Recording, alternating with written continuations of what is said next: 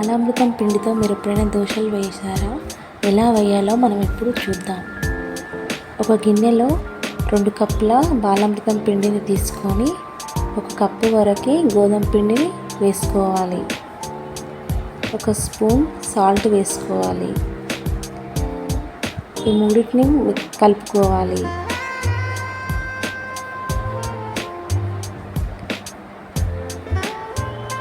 నీళ్ళు పోసుకొని దోశ పిండిలాగా కలుపుకోవాలి.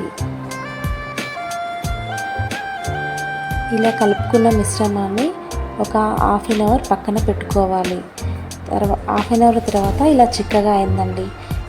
కొంచెం వాటర్ కలుపుకొని దోశ పిండి బ్యాటర్ లాగా మనం తయారు చేసుకోవాలి.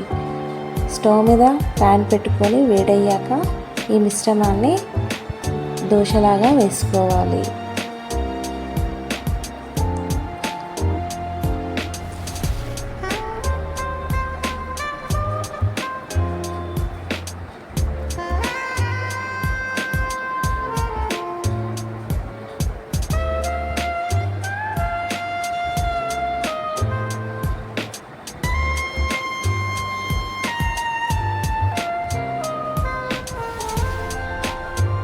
ఒకవైపు కాలాక తిప్పి వేసుకోవాలి.